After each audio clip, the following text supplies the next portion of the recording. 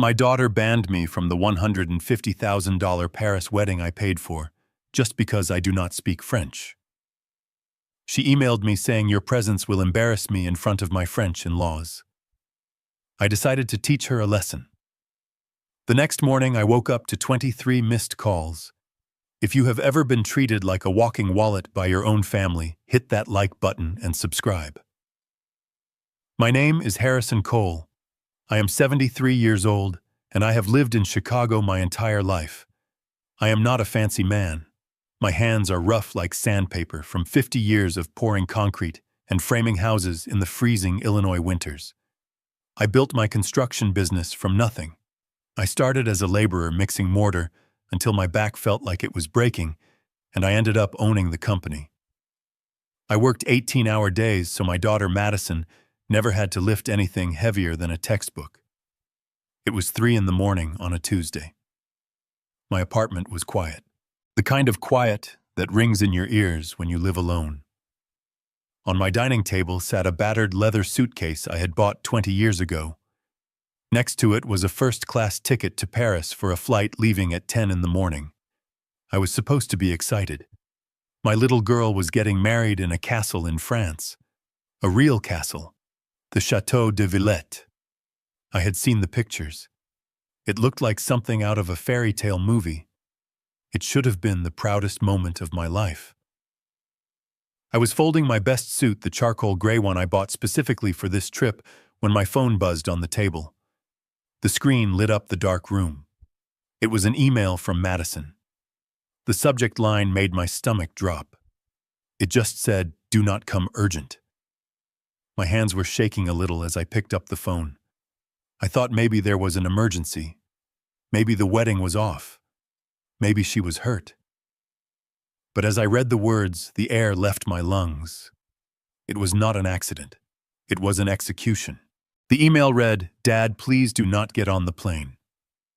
I have been thinking about this all night, and I have to be honest for the sake of my future. Your presence in Paris will be a disaster. Jean-Luc comes from a very old and prestigious family. They are aristocrats, Dad. They speak French and discuss art and philosophy. You do not speak French. You eat with your elbows on the table. You tell loud stories about construction sites. You will embarrass me." I sat down heavily on the wooden chair. I read the next line, and it felt like a physical punch to the chest. She wrote, "I have already told Jean-Luc and his parents that you had a sudden heart complication and cannot fly. It is better this way. Please do not ruin this for me. I need you to understand that this is about my image. Oh, and one more thing. The florist just emailed me saying the final installment of $50,000 is due tomorrow morning. Please transfer it before you go to the doctor. I love you." I stared at the phone until the screen went black. I did not cry. Men like me, we do not cry when we get hit. We go numb. We assess the damage. I looked at the checkbook sitting on the counter. Just last week I had signed a check for $150,000. To make that happen, I had to sell a piece of land in the suburbs that I had been holding on to for 20 years. That land was my retirement cushion. It was my safety net. But Madison had said she needed a fairy tale. She said Jean-Luc was a count or a duke or some kind of royalty, and they had to maintain a certain standard. She said, "Dad, it is a once-in-a-lifetime event." So I sold the land. I wired the money.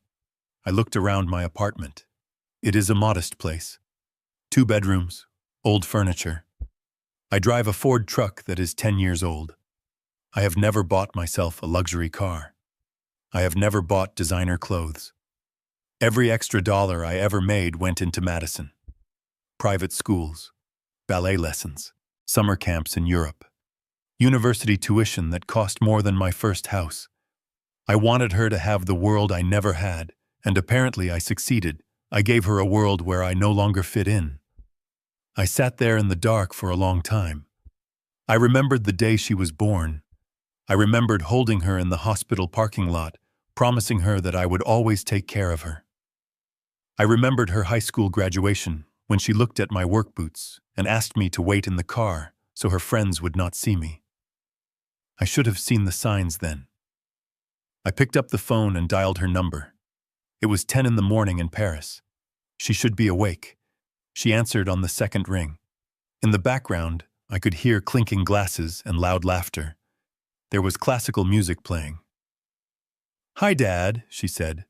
Her voice was breezy and light. "Did you get my email?" "Yes, I got it," I said. My voice sounded raspy. "Okay, good," she said. "Look, I know you are probably a little hurt, but you have to be realistic. Jean-Luc's mother is a countess. She is very particular. If you were there, stumbling around trying to order food in English, it would just be awkward for everyone. This way is better. You can rest and take care of your heart." "My heart is fine, Madison," I said. "It is a metaphor, Dad," she sighed. "It is a white lie to save face. Everyone wins. You stay comfortable in Chicago, and I get my perfect day. Did you send the $50,000 for the flowers yet? The florist is being really annoying about it." I heard a male voice in the background. It was Jean-Luc. He was speaking English, but with that thick accent I had only heard once on a video call. "Tell the old man to hurry up," he shouted. "The champagne vendor is here too." Madison laughed. "You hear that, Dad? We are under pressure here. Just wire the money and we will FaceTime you during the ceremony." "Okay."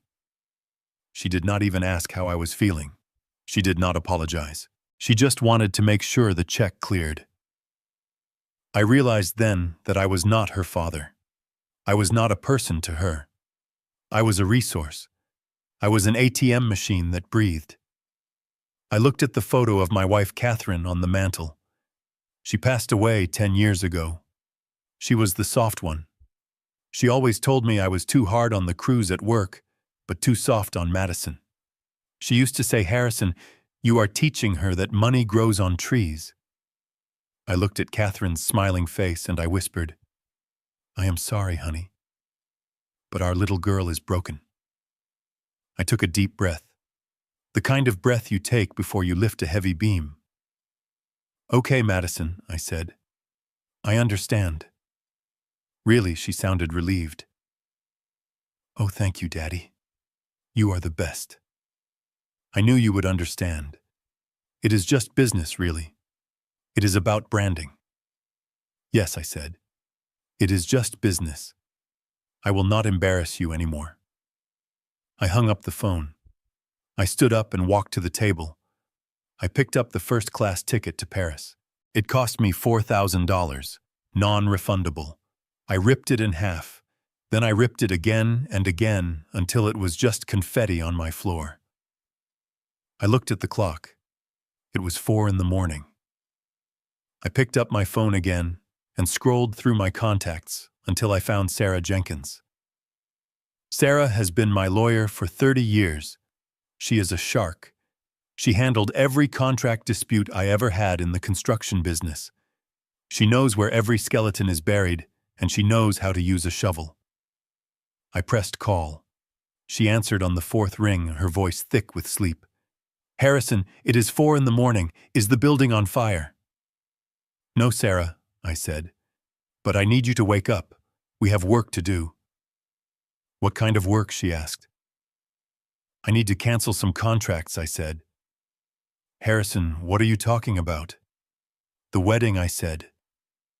"I want to cancel the wedding." There was a silence on the other line. Then I heard the rustling of sheets and the sound of a lamp clicking on. "Talk to me, Harrison," she said. Her voice was sharp now. I told her everything. I told her about the email, the heart condition lie, the request for $50,000 more for flowers while banning me from the event. When I finished, Sarah was silent for a moment. "That ungrateful little witch," she whispered. "Sarah," I said, "I need to know my options. I paid for everything. The venue, the catering, the dress, the band. All of the contracts are in my name, right?" "Yes," she said. "I reviewed them myself. You insisted on handling the vendors directly, so Madison would not go over budget. You are the sole signatory on the vendor agreements. And what are the cancellation policies, I asked. Most of them have a 48-hour clause, she said. You lose the deposit, which is usually 20 or 30%. But you are not liable for the remaining balance if you cancel before the 48-hour mark. The wedding is in 3 days, I said. Then we are within the window, she said. Harrison. Are you sure about this? This is the nuclear option. If we pull the plug now, there is no going back. The venue will lock the doors. The caterers will pack up. It will be chaos. I looked around my empty apartment. I thought about the 50 years of sweat and back pain. I thought about the disrespect in Jean-Luc's voice calling me the old man. I thought about Madison being ashamed of the hands that paid for her lifestyle. Do it, I said. Cancel everything, Sarah.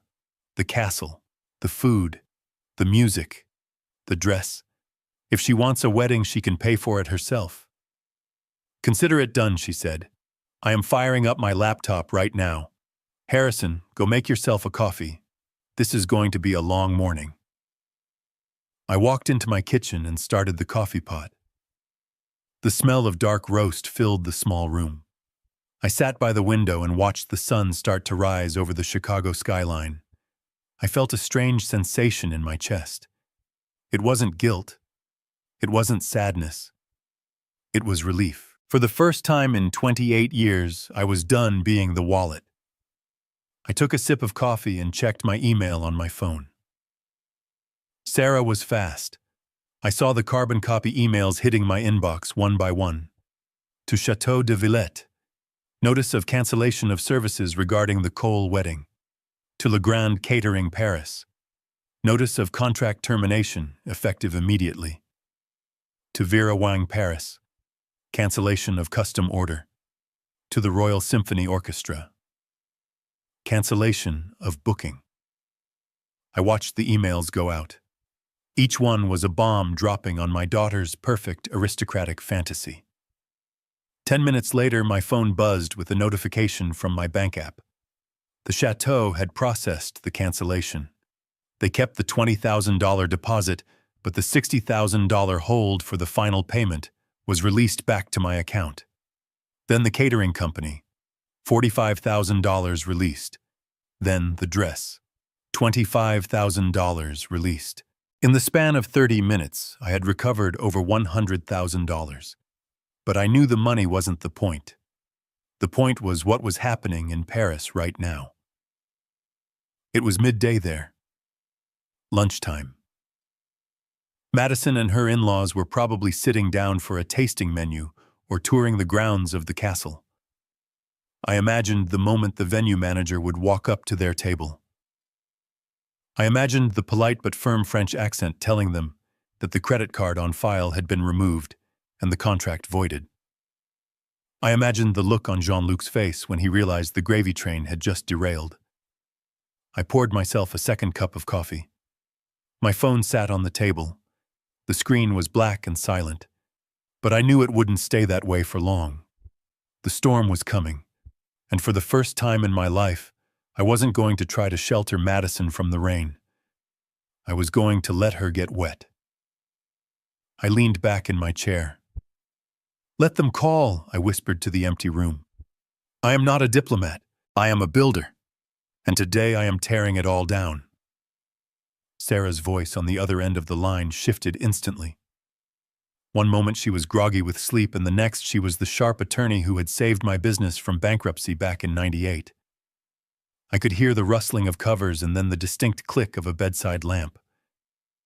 She did not try to talk me out of it. Sarah knew me too well. She knew that once I made up my mind about a job, the concrete was already poured, and there was no going back. She asked me if I had the binder with the vendor agreements. I told her it was right in front of me on the kitchen table. I opened the thick leather folder. It was heavy. It felt like it weighed 100 pounds, but I knew that was just the weight of the money inside it. Every page represented thousands of dollars. Every signature at the bottom was mine. Harrison Cole. Not Madison. Not Jean-Luc. Me. Sarah told me to open my laptop and log into my email. She said she was logging into the secure portal she used for high-stakes contract disputes. She explained the legal standing clearly. Because I was the sole financier and the signatory on every single document, I held the power of the purse. The contracts were standard service agreements. They all had a cancellation clause. It was the 48-hour rule. If the client cancels more than 48 hours before the event, the vendor keeps the non-refundable deposit but is legally obligated to release the hold on the remaining balance. It was Tuesday morning in Chicago. The wedding was Saturday evening in Paris. We were well within the safety zone. We had time, but not much. I pulled up the first contract. The Château de Villette. The venue. It was a $60,000 rental fee for the weekend. $60,000 for a building that was just stone and mortar like any other building I had ever constructed. But this one had history. It had prestige. It was the stage Madison needed for her performance as a future aristocrat. I looked at the clauses. The deposit was $12,000. That money was gone the moment I signed the paper 6 months ago. I accepted that loss. It was the cost of tuition for the lesson I was about to teach. But the remaining $48,000 was currently sitting as a pre-authorization on my American Express black card. It was scheduled to post as a final charge in exactly 3 hours. Sarah told me to draft the email. She dictated the legal language. I typed it out with my 2 index fingers the way I always typed. Formal notice of cancellation. Effective immediately. Reference contract number 7429. I hovered my finger over the send button. For a second, my mind drifted back to a dinner 6 months ago. It was the only time I had met Jean-Luc in person. Madison had brought him to Chicago to meet me. We went to a steakhouse downtown. I was wearing my work boots because I had come straight from a site inspection. They were Red Wings. Good leather. Expensive. But they were covered in a fine layer of dust. I remembered Jean-Luc looking under the table. He nudged Madison and whispered something in French. Then he looked at me and switched to English. He said, "Mr. Cole, in France we have a saying, you can tell a man's worth by his shoes. It is a pity you do not invest in better quality." He laughed. A small, superior laugh. Madison laughed with him. She said, "Oh, Jean-Luc, Dad is just practical. He does not understand fashion." I did not say anything then. I paid for the $300 dinner. I tipped the waiter 20%. I walked to my truck in my dusty boots. Now sitting in my kitchen, those dusty boots were resting on the rung of my chair. The same boots that had paid for the chateau he wanted to get married in. I pressed send. The email whooshed away. The first domino had fallen. Sarah told me to move to the next one. Le Grand Catering. This was the big one in terms of logistics. $45,000 for food and wine. They had ordered vintage champagne. They had requested truffles flown in from Italy. It was obscene. I eat meatloaf on Tuesdays. I make a pot of chili on Sundays that lasts me half the week. The idea of spending $45,000 on a single meal made my stomach turn even when I signed the check. But I did it because Madison said it was essential. I typed the second email. Sarah reminded me to attach the copy of the contract highlighting the cancellation paragraph. She was thorough. She wanted to make sure they had no wiggle room to claim breach of contract. We were following their rules. We were just using them against them. As I typed the catering cancellation, I thought about the email Madison sent me 3 hours ago. She was worried I would embarrass her with my table manners. She was worried I would use the wrong fork or chew too loudly. She wanted me to be invisible. Well, I was about to make the food invisible too. I sent the email. Another $45,000 saved. Another blow to the perfect image she was trying to curate. The last one was the hardest. Vera Wang, Paris. The dress. $25,000 for a custom gown. I remember when Madison was 5 years old. I bought her a dress for Easter. It was pink with little white flowers. It cost me $40 at a department store. I thought it was the most beautiful thing I had ever seen. She twirled around the living room and told me she felt like a princess. I remember lifting her up and telling her she was my princess. That little girl was gone. She had been replaced by a woman who would lie about her father's health to keep him away from her wedding. A woman who cared more about the label on her dress than the man who paid for it. I hesitated on this one. Canceling the venue and the food was business. Canceling the dress felt personal. It felt like I was stripping her of her armor. Sarah's voice came through the phone, soft but firm. "Harrison, are you still there?" "I am here, Sarah," I said. "Do you want to skip the dress?" she asked. "We can leave that one." I looked at the empty chair across from me where Catherine used to sit. Catherine would have been heartbroken by all of this. But Catherine also hated lies. She hated pretense. She raised Madison to be better than this. If I let Madison get away with this, I would be failing Catherine too. "No," I said. "Cancel it. Cancel it all." I typed the final email. Cancellation of custom order. Authorization revoked. I pressed send. It was done. I sat back in my chair. The adrenaline that had been fueling me for the last hour started to fade, replaced by a cold, hollow feeling. I had just detonated a bomb in the middle of my daughter's life. I knew exactly what the blast radius would look like. Sarah told me she would handle any legal pushback from the vendors. She said she would draft a cease and desist letter if they tried to contact me directly. She told me to turn off my phone notifications and try to get some sleep. I thanked her and hung up. But I did not turn off my phone. I placed it face up on the table next to my coffee mug. I watched the screen. 5 minutes passed, then 10. Then the first notification appeared. It was an automated reply from the chateau. "We have received your request for cancellation," it said. "Per our policy, the credit card on file has been removed from the reservation. Your booking has been voided. Please allow 10 to 15 business days for the release of funds." Then the second one. The catering company.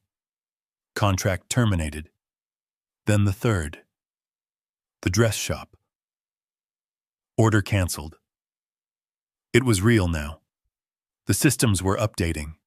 Across the ocean, computers were processing the data. In Paris, credit card terminals were flashing declined. I took a sip of my coffee. It was cold now, but I drank it anyway. The bitterness matched the taste in my mouth. I imagined Jean-Luc in his expensive Italian shoes, walking up to the reception desk at the chateau. I imagined him trying to order a bottle of wine to celebrate. I imagined the confusion on his face when the concierge told him there was no account to charge it to. I imagined Madison waking up in her hotel suite. She was probably reaching for her phone, expecting a transfer confirmation for the flowers. Instead, she was going to find a void. My phone buzzed again. This time it wasn't an email. It was a notification from my bank app. Credit card ending in 4092 has been locked by user request. I had done that part myself right before I called Sarah. I froze the card. Even if they tried to force a charge through, it would bounce. I had cut the line. The safety net was gone. I looked out the window. The sun was fully up now over Lake Michigan. The city was waking up. People were going to work. Construction crews were pouring concrete. Life was going on. But in Paris, my daughter's world was collapsing. I did not feel happy. I did not feel triumphant. I felt like a man who had just amputated his own arm to stop an infection from spreading. It hurt. It hurt like hell. But I knew it was necessary to survive. I poured another cup of coffee and waited. The silence in the apartment was heavy. It was the calm before the storm. I knew that in a matter of minutes that phone was going to start screaming. I knew the insults were coming. The tears.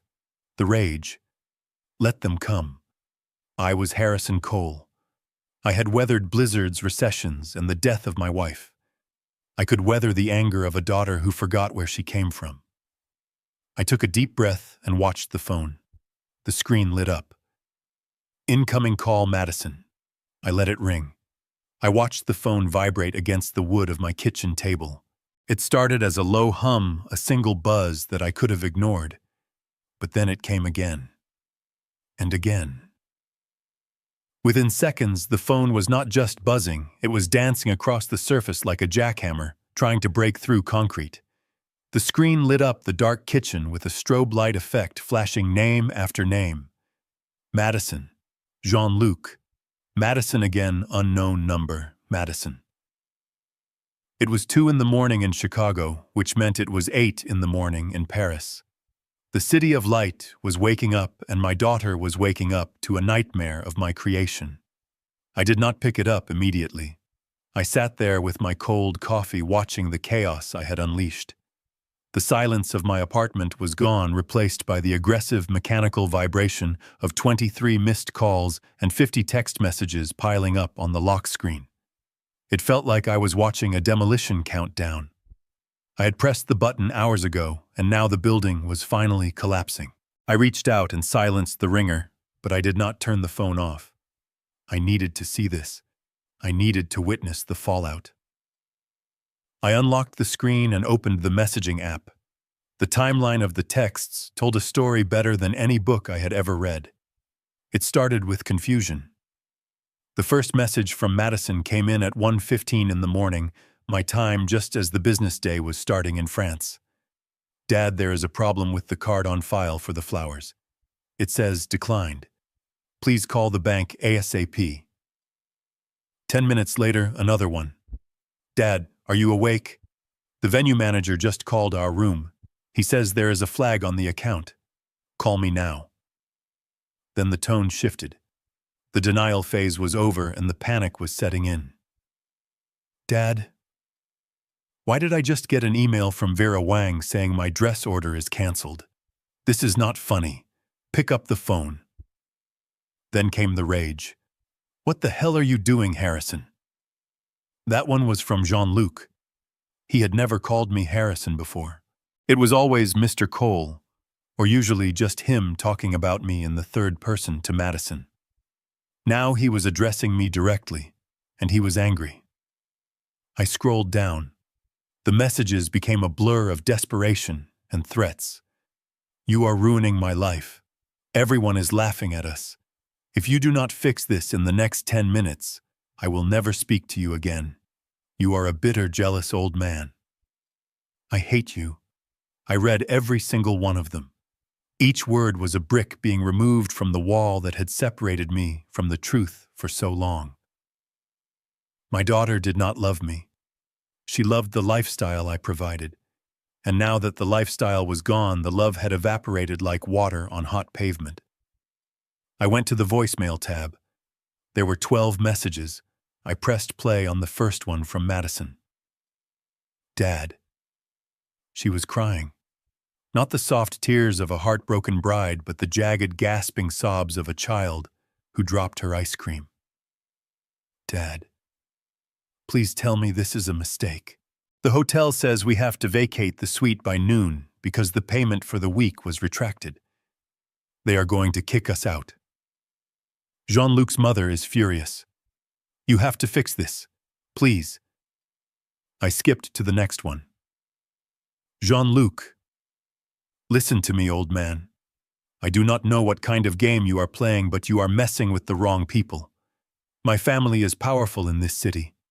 You will not humiliate us like this. Transfer the funds immediately, or you will regret it. I laughed. A dry, rasping sound in the empty kitchen. Powerful people do not beg for money from retired contractors in Chicago. Powerful people pay their own bills. But it was the third voicemail that made me freeze. It was from a number I did not recognize. A French country code. I pressed play, expecting another rant from Madison, or maybe a polite but firm legal threat from a vendor. Instead, a woman's voice filled my kitchen. It was loud, shrill, and aggressive. You listen to me, you miserable antique. I stopped breathing. The voice was speaking English. Fluent, rapid-fire English with a hard edge to it. It sounded like a mix of New Jersey and South London. It was definitely not the voice of a French aristocrat who had spent her life in salons sipping tea. We had a deal. The voice screeched. Your daughter said you were good for the money. She said you were a silent partner. Silent. You do not get to pull the rug out from under us the week of the payout. We have debts to clear, and if this wedding does not happen, I am coming for you. Do you hear me? I am coming for you, you cheap bastard. The message ended with a violent click. I sat there staring at the phone, my heart hammering against my ribs, not from fear, but from a sudden sharp clarity. That was Madame Beaufort, Jean-Luc's mother, the Countess. I replayed the message. We have debts to clear. Payout. Madison had told me explicitly that Madame Beaufort did not speak a word of English. She had told me that was why I could not sit at the head table. She said, Dad, she only speaks French, and she is very traditional. You would not be able to communicate. But the woman on that recording spoke English better than half the guys I worked with on the construction sites. And she certainly did not sound like nobility. She sounded like a loan shark. She sounded like someone desperate. Why would a French countess be screaming about a payout and debts in an American accent? My gut twisted. I have been in the construction business for 50 years. You develop an instinct for structural instability. You know when a wall is load-bearing, and you know when a foundation is cracked even if it is covered in fresh paint. This foundation was not just cracked. It was rotten. I thought about the timeline. Madison met Jean-Luc a year ago during her study abroad program. She fell in love fast. She told me he was wealthy, titled, and sophisticated. She said his family owned estates in the south of France. But wealthy people do not panic when a vendor payment bounces. They put down another card. They make a call to their private banker. They do not leave screaming voicemails threatening an old man in Chicago at 8 in the morning.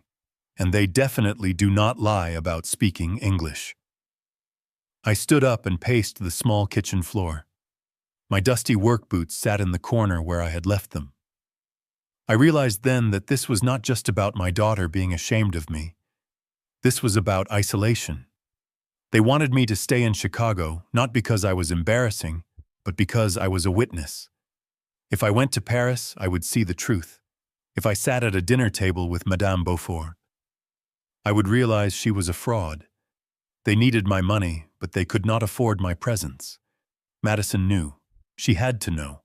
You do not marry someone without knowing their mother speaks English. The betrayal cut deeper than I thought possible. My daughter was not just using me. She was conning me. She was conspiring with these strangers to siphon $150,000 out of my retirement fund to pay off their debts. The wedding was a front. I felt a cold anger settle over me. It was different from the hurt I felt earlier. This was the cold, hard resolve of a man who realizes someone is trying to steal his tools. I needed proof. I needed to know exactly who these people were before I made my next move. I could not just rely on a voicemail. I needed concrete. I needed steel. I grabbed my phone and opened my contacts. I scrolled past the construction suppliers and the subcontractors until I found a name I had not used in 5 years. Pierre Dubois. Pierre was an old friend. We met 20 years ago when I was consulting on a hotel project in Lyon. He was the head of security for the development firm. Before that, he was French intelligence. Pierre could find a needle in a haystack and then tell you who made the needle and how much they paid for the steel. He was now running a private investigation firm in Paris. I checked the time. 8:30 in Paris. Pierre would be on his second espresso by now. I opened a new message window. My fingers hovered over the keyboard. I did not want to involve an old friend in my family disgrace.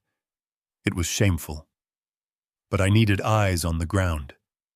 I needed to know what I was dealing with. I typed the message. Pierre, it is Harrison Cole. I need a favor, a big one.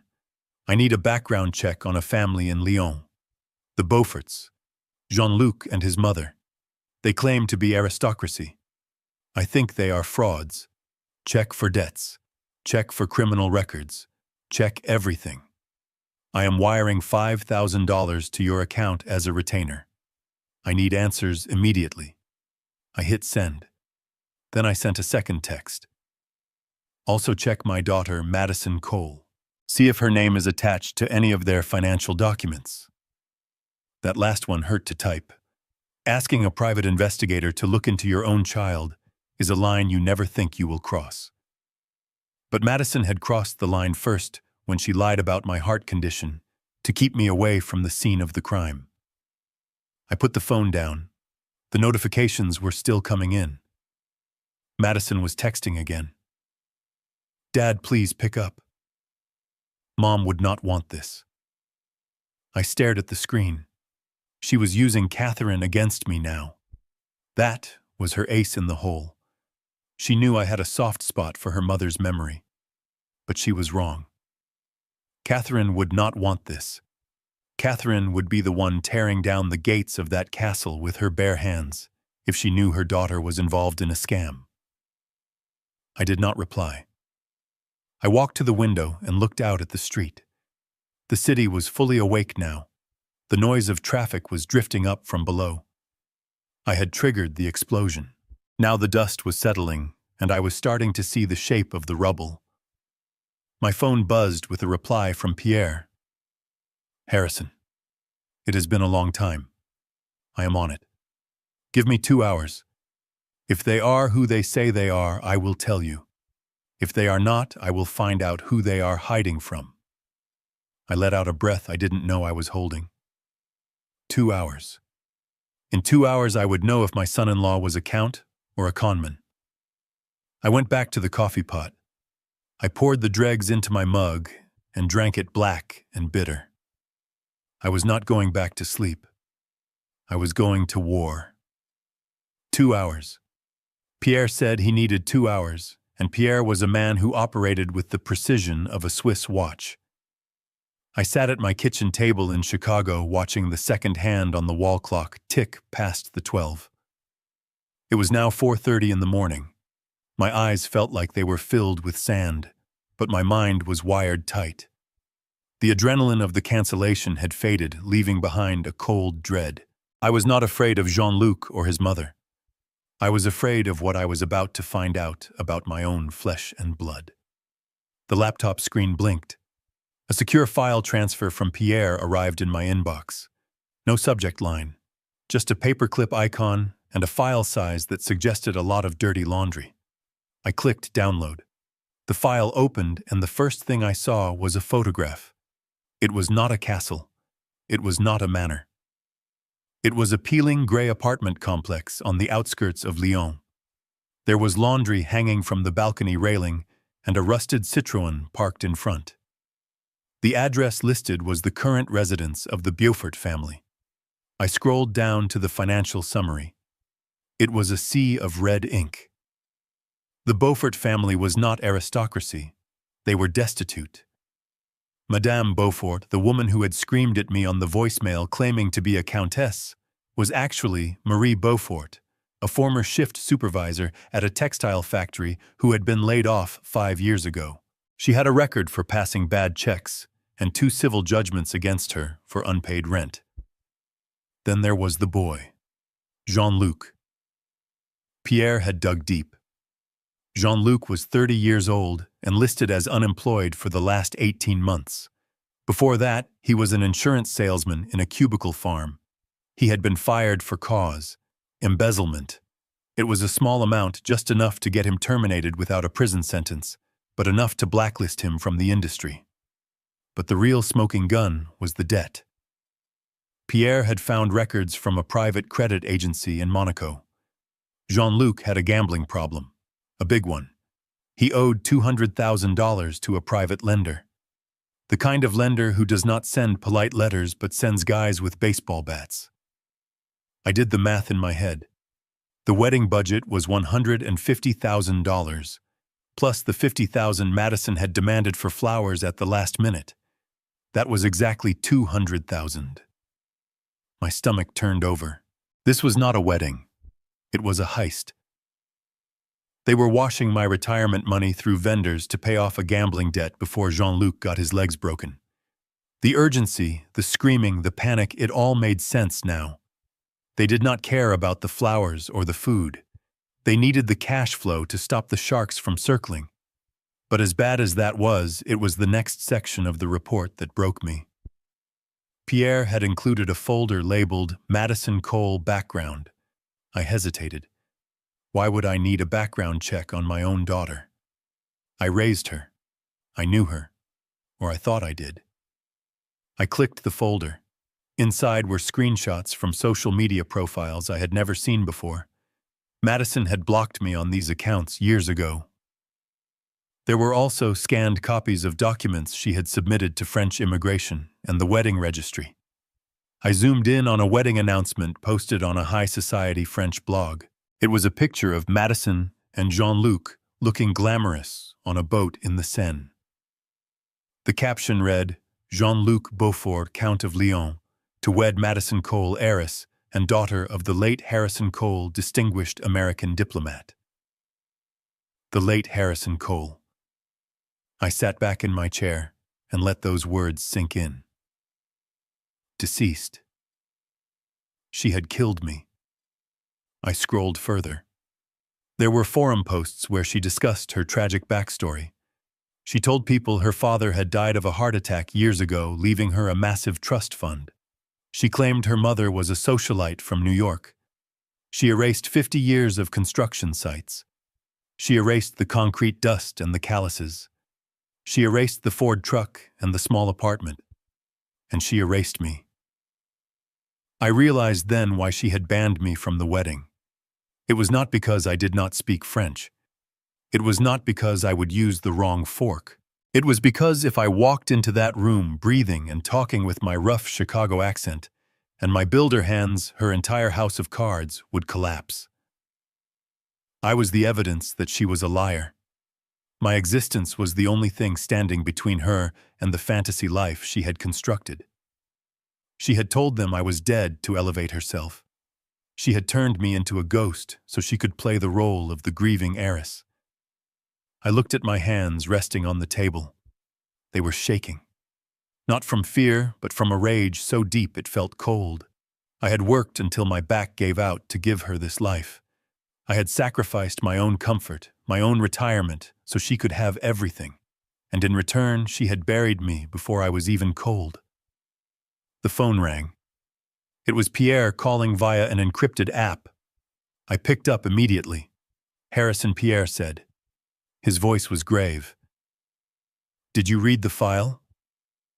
I read it, Pierre, I said. My voice sounded hollow to my own ears. They are frauds. All of them. Yes, Pierre said. But Harrison, there is a situation developing right now that you need to know about. My contact at the chateau just alerted me. What is happening? I asked. Madison is at the venue, Pierre said. She is panicked. When your payments were retracted, the manager demanded immediate settlement, or they would call the police to evict them from the property. Let them kick her out, I said. She made her bed. Harrison, you do not understand. Pierre interrupted. She is trying to write a check. A personal check from a French bank account she opened last week. So what? I asked. The account is empty, Harrison, Pierre said. She knows it is empty. In France, writing a bad check for this amount is not just a civil matter. It is fraud. If she hands that piece of paper to the manager and it bounces, she will be arrested. The police here do not play games with check sans provision. She is looking at prison time, Harrison. I closed my eyes. Prison. My daughter was standing in a castle in France about to sign her life away, not to a husband, but to the French judicial system. She was so desperate to keep the lie alive, so desperate to maintain the facade in front of her fake aristocratic in-laws, that she was willing to commit a felony. She was willing to go to jail rather than admit the truth. And Jean-Luc? Where is he? I asked. He is there, Pierre said. He is pressuring her to sign. He needs that venue secured so he can try to leverage it for more loans. He is using her as a shield, Harrison. I looked at the clock. It was nearly 5 in the morning. If I did nothing, Madison would be arrested within the hour. She would be humiliated publicly. She would have a criminal record. She would be ruined. Part of me, the part that had been hurt by her email and her lies, wanted to let it happen. It would be justice. It would be the ultimate lesson. But I was still her father. Even if she said I was dead, even if she was ashamed of me, I was the man who taught her to ride a bike. I was the man who put band-aids on her scraped knees. I could not let her go to prison for a con man. But I was not going to save her either. Not in the way she wanted. I was not going to wire the money and let the wedding proceed. I was not going to let her marry a man who was using her to pay off gambling debts. I needed to stop the wedding. I needed to expose the truth. I needed to blow the whole thing up in person. Pierre, I said. Can you buy me some time? How? Pierre asked. Call the venue manager, I said. You know him, right? Tell him the funds are coming. Tell him there is a wire transfer delay from the States. Lie to him, Pierre. Just keep them from calling the police for 24 hours. Harrison, that is risky. Pierre warned. If the money does not show up, my reputation is on the line. I am coming, Pierre, I said. I am coming to Paris. You are coming to pay? Pierre asked, sounding confused. No, I said. I am coming to end this. I am going to walk into that rehearsal dinner and I am going to introduce myself. I am going to show them exactly who Harrison Cole is. I am going to show them the dead diplomat is very much alive. There was a silence on the line. Then I heard a small, dry chuckle from Pierre. I see, he said. You are going to burn it down. Yes, I said. I am going to burn it all down. I will make the call, Pierre said. Get on the plane, Harrison, and bring your tuxedo. If you are going to crash a party, you should dress for the occasion. I hung up the phone. I walked into my bedroom. I grabbed the suit I had folded earlier, the charcoal gray one. I threw it back in the suitcase. Then I went to the back of my closet. I pushed aside the flannel shirts and the work coats until I found a garment bag that had not been touched in 10 years. Inside was a tuxedo. It was a Brioni. I had bought it for a gala I attended with Catherine years ago when my business was at its peak. It was the only piece of truly expensive clothing I owned. I held it up. It still looked sharp. Madison wanted a diplomat. She wanted a distinguished father. Well, she was going to get one. I packed the tuxedo. I packed my dress shoes. I picked up my laptop and booked a new ticket. Economy class, middle seat. I wasn't wasting another $4,000 on comfort. I was going to war, and soldiers travel light. I looked at the picture of Catherine one last time. She is in trouble, Kate, I whispered. She is lost in a lie so big she can't see the way out. I have to go get her, but she is going to hate me when I do. I grabbed my suitcase and walked to the door. My phone buzzed again. Another text from Madison. Dad, please, just send the money. I will pay you back, I promise. I deleted the message. There would be no more money. There would be no more lies. I walked out of my apartment and locked the door. The hallway was quiet. Chicago was sleeping. But in Paris, the clock was ticking down. I had 10 hours to get there. 10 hours to prepare myself to look my daughter in the eye and destroy her dreams to save her life. I got into the elevator and pressed the button for the lobby. The descent began. I stood at the chaotic check-in counter at O'Hare International Airport. The line for economy class snaked back and forth like a maze of misery. Families with screaming toddlers, exhausted business travelers, and tourists dragging oversized bags surrounded me.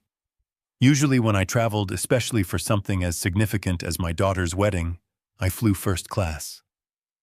I had earned that comfort after 50 years of breaking my back. But today was different. Today I was not a father going to celebrate. I was a man going to work. And when you go to a job site, you do not take the limousine. You take the truck. I bought a one-way ticket to Charles de Gaulle. Economy. Middle seat. Row 42. The price was $800, a fraction of what I had spent on the original ticket I destroyed. That $4,000 was gone, but I considered it a small price to pay for the clarity I now had. I looked at the boarding pass in my hand. It felt thin and cheap. It felt appropriate. I found a quiet corner near the gate to wait. My phone was in my hand. I had turned the ringer back on. I knew she would call. She had to call. The venue manager in Paris would be putting pressure on her by now. Pierre had bought me time with his lie about the wire transfer delay, but Madison would be desperate for confirmation. And sure enough, 10 minutes before boarding, the phone buzzed. Madison. I took a breath. I let it ring twice. I needed to compose myself. I needed to find the voice of the Harrison Cole she thought she knew. The pushover, the wallet, the man who would do anything to stop his little girl from crying. I answered. Hello, Madison. Dad. Her voice was breathless. It sounded like she had been running, or crying, or acting. Dad, I am so sorry. She paused, waiting for me to jump in and comfort her. I stayed silent. I really am, she continued, her voice dropping to that sweet pitch she used when she was 10 years old and wanted a pony. I have been under so much stress. You have no idea. Jean-Luc's family is so demanding, and the wedding planner is crazy, and I just snapped. I did not mean those things I said in the email. Of course I want you there. You are my dad. I listened to the performance. It was good. If I did not know she had declared me dead on a French wedding registry, I might have believed her. I understand stress, Madison, I said, keeping my voice flat. Weddings are difficult. Yes, exactly, she said, seizing on the opening. And look, I have a solution. I know your heart condition makes it impossible to fly. The lie again. She was sticking to the script, even when apologizing. So Jean-Luc and I talked, she said. We came up with a compromise. We are going to set up a special iPad right in the front row. We will have a Zoom link just for you. You can watch the whole ceremony live from your living room. It will be like you are right there with us, without the risk to your health. Zoom. She wanted me to watch the $150,000 event I paid for on a 10-inch screen from 4,000 miles away. She wanted to mute me. She wanted my money in the room, but my face on a tablet where she could turn me off if I looked too working class. The audacity was breathtaking. It was almost impressive. And Dad, she added quickly, about the payments. The vendors are really freaking out. Since we resolved this and you are going to be there virtually, could you please unfreeze the card? Or just wire the funds directly? We need to secure the catering for the rehearsal dinner tonight. I looked out the window at the gray tarmac. The plane was pulling up to the gate. It was a massive machine, a vessel capable of crossing oceans. I was about to get on it and fly into a storm she could not even imagine. Pierre had told me to buy time. He said, keep them calm until you get here. So I did something I had never done to my daughter.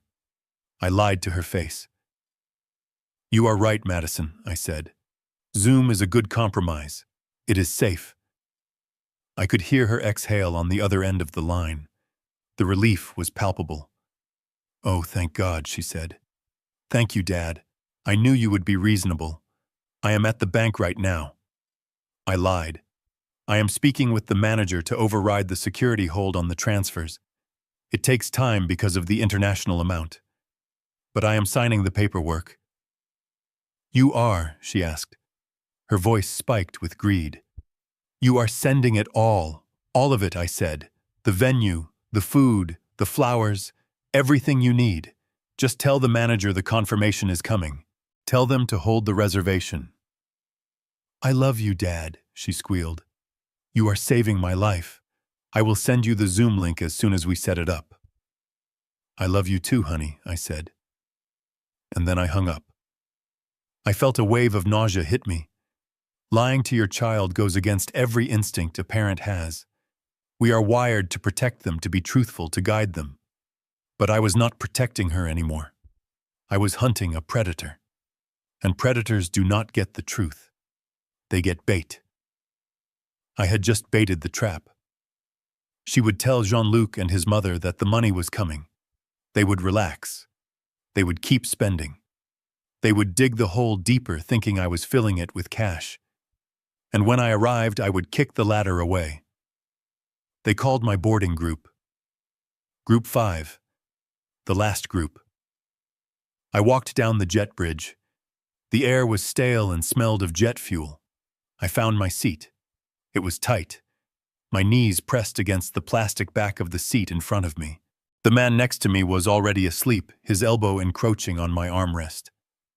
I did not care. I settled in and buckled the belt. As the plane taxied to the runway, I pulled out my phone one last time before switching to airplane mode. I opened the photo gallery. I had a folder named Madison. I scrolled back, years back. There was a photo of her at 6 years old standing in the frame of a house I was building. She was wearing a plastic yellow hard hat that was too big for her, slipping down over her eyes. She was holding a plastic hammer banging on a 2x4. I remembered that day. She had looked up at me with huge, adoring eyes and said, "Daddy, I am building a castle." I swiped. Her 16th birthday. I had bought her a used Honda Civic. Not a new car, but a safe one. She had jumped into my arms screaming with joy. She did not care that it had 40,000 miles on it. She just wanted to drive. I swiped again. Her college graduation. She was wearing the gown holding the diploma I paid for. I was standing next to her smiling so hard my face hurt. She was looking at the camera, but her body was angled slightly away from me. That was the beginning, I realized. That was when she started to drift. When she started to meet people who had summer homes in the Hamptons and fathers who worked in finance, not construction. I looked at the face of the young woman in the photos. I tried to find the moment when she decided I was not enough. Was it my clothes? Was it my hands? Was it the way I spoke? I had spent my life building foundations. I made sure the concrete was mixed right.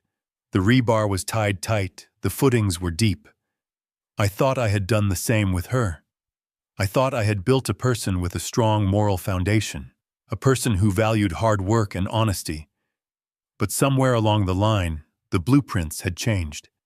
I had poured all my love and money into a structure that was hollow on the inside. The plane accelerated down the runway. The engines roared, pushing me back into the cramped seat. I closed my eyes. The conflict inside me was a physical pain. Part of me, the father part, wanted to turn the plane around. I wanted to call her back and say, "Stop. Run away from these people. Come home." I wanted to save her from the humiliation I was about to inflict. But the businessman in me, the man who had fired dishonest foremen and sued crooked suppliers, knew better. You do not fix a rotten beam by painting over it. You tear it out. If I saved her now, if I paid the debts and let the wedding happen, she would never learn. She would spend the rest of her life thinking she could lie and cheat and use people to get what she wanted. She would stay married to a gambler and a fraud. She would be trapped in a life of deception. Destroying this wedding was the only way to save her future. I put the phone away. I stared at the seatback in front of me. 8 hours to Paris. 8 hours to think about every mistake I had made as a father. I did not sleep. I watched the map on the screen slowly track our progress across the Atlantic. I drank water. I refused the meal. My stomach was in knots. As we crossed the coast of France, the sun began to set again. It was evening in Europe. The rehearsal dinner would be starting soon. Madison and Jean-Luc would be at the restaurant clinking glasses, toasting to their good fortune, believing the wire transfer was processing. They were celebrating a victory that did not exist. The pilot announced our descent into Charles de Gaulle.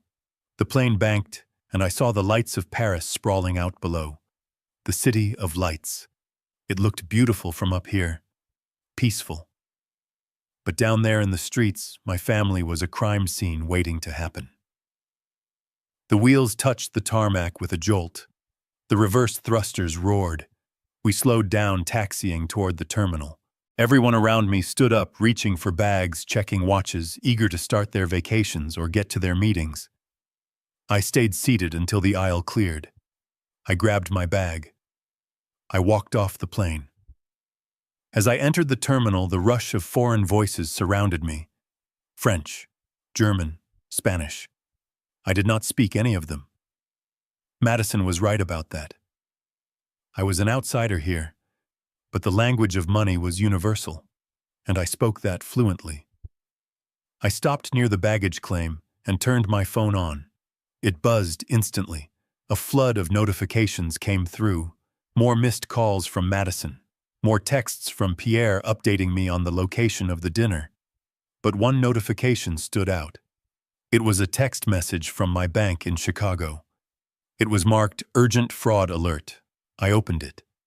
The message read, "We have detected suspicious activity on your account.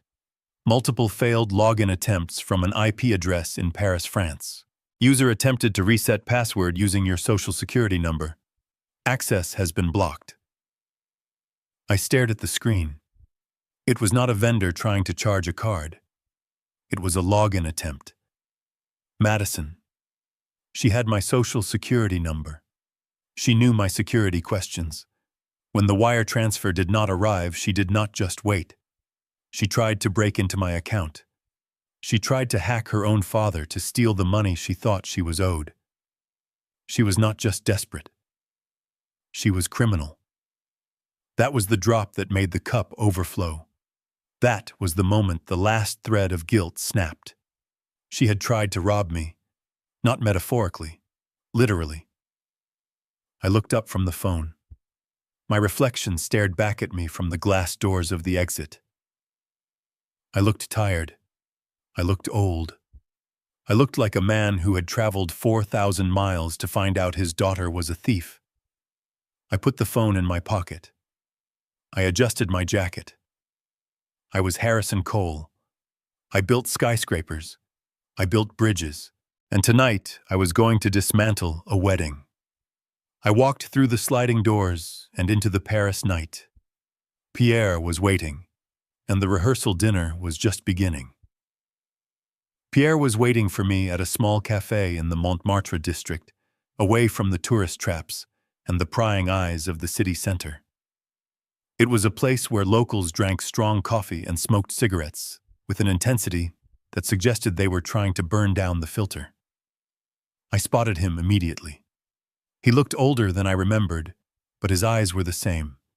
Sharp, watchful, the kind of eyes that missed nothing and forgave even less.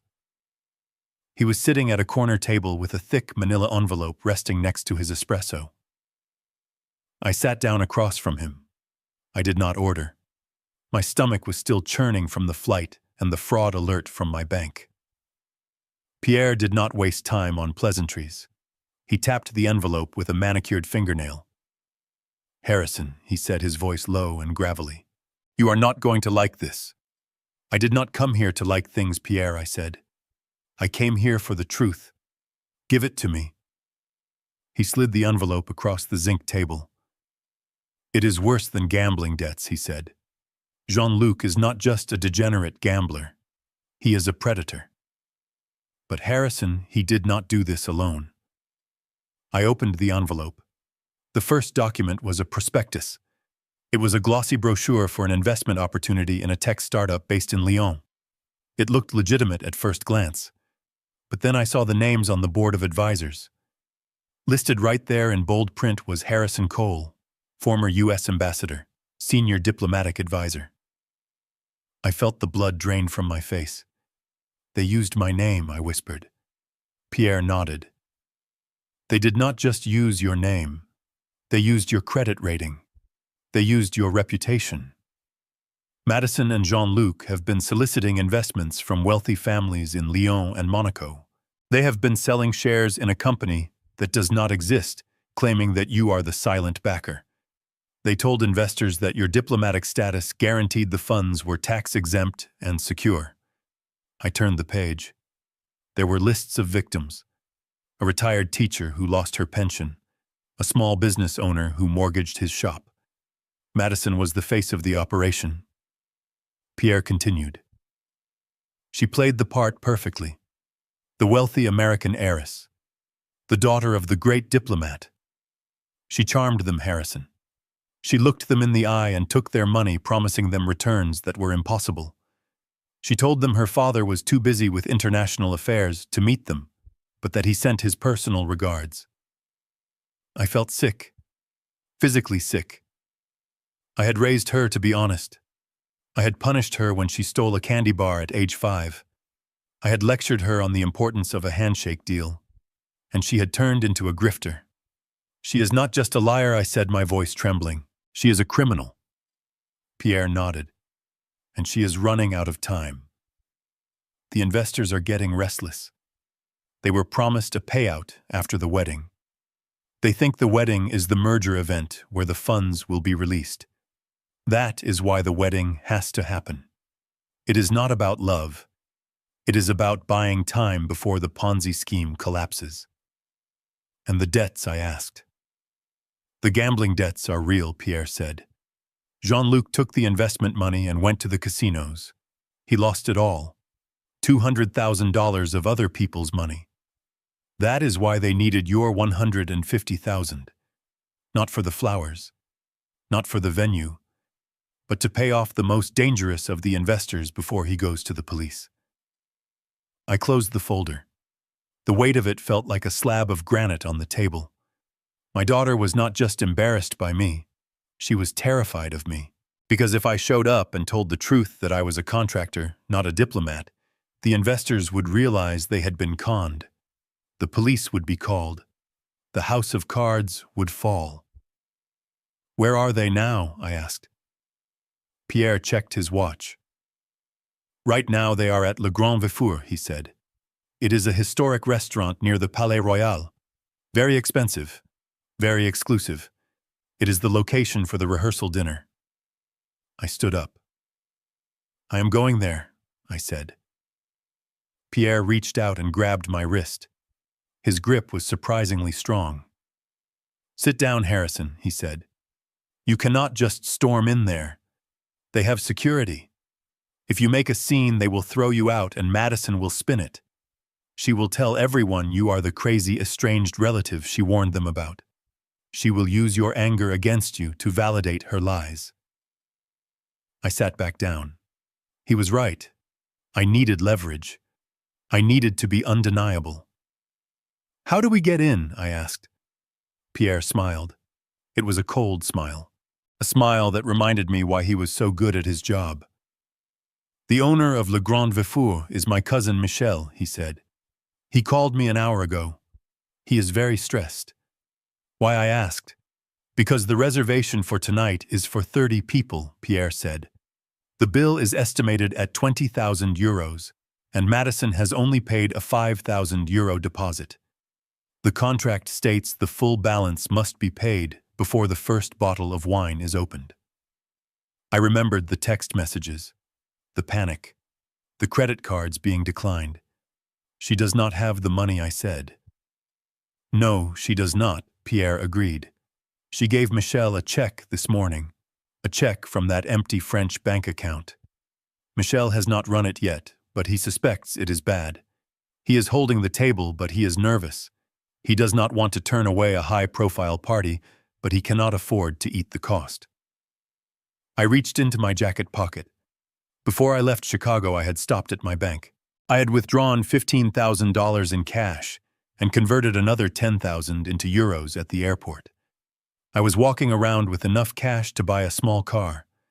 I pulled out a thick envelope of euros. "Call your cousin," I said. Pierre raised an eyebrow. "Tell him I am buying the debt," I said.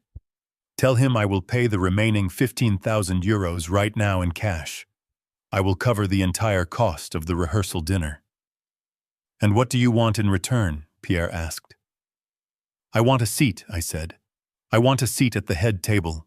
I want them to know that the dinner is paid for, but I want them to think it was a miracle. Do not tell them who paid. Just tell them a benefactor covered it. Let them relax, let them drink, let them think they got away with it one more time." And then Pierre asked. And then I said, "I want control of the menu, and I want the microphone." Pierre laughed. He pulled out his phone and dialed a number. He spoke rapidly in French. I caught the words American and cash and father. He hung up and looked at me. "Michel is expecting us," he said. "He says if you pay the bill, you can serve them dog food for all he cares. He just wants his money." "Let us go," said. We took a taxi to the restaurant. It was not open for service yet. We went in through the back door, through the kitchen. The air smelled of butter and roasting meat. It smelled like money. Michel met us in his office. He was a short, round man with sweat on his forehead. He looked relieved to see Pierre, and even more relieved when I placed the stack of euros on his desk. He counted it twice. His hands were shaking slightly. "Monsieur Cole," he said in heavily accented English, "you are a savior. Your daughter, she is difficult." "You have no idea," I said. We made the arrangement. Michel would tell Madison that the check had cleared. He would tell her that everything was perfect. He would seat the party. He would start the wine service. And then at 8 o'clock sharp, he would open the doors for me. I left the restaurant and checked into a hotel across the street. I did not want to be far. I walked into my room and threw my suitcase on the bed. I unzipped it. The charcoal suit was there, practical and sturdy. But underneath it, in the garment bag, lay the tuxedo. I took it out. The black fabric seemed to absorb the light in the room.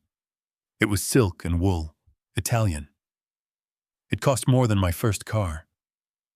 I stripped off my flannel shirt and my jeans. I took a shower, scrubbing the travel grit from my skin. I shaved carefully. I looked at my face in the mirror. The lines were deep. The eyes were tired. But the jaw was set. I put on the white dress shirt. I fastened the studs. I tied the bow tie. My hands were steady now. The shaking had stopped. I stepped into the trousers and pulled on the jacket. It fit perfectly. I looked at myself in the full-length mirror.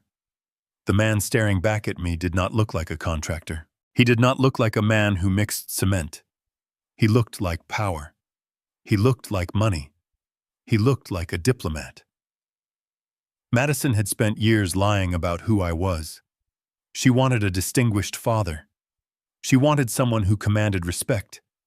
She wanted a man who could stand in a room of aristocrats and not look out of place. Tonight, I was going to give her exactly what she wanted. I was going to play the role she had written for me. But the script was mine. I checked my watch. 7:30.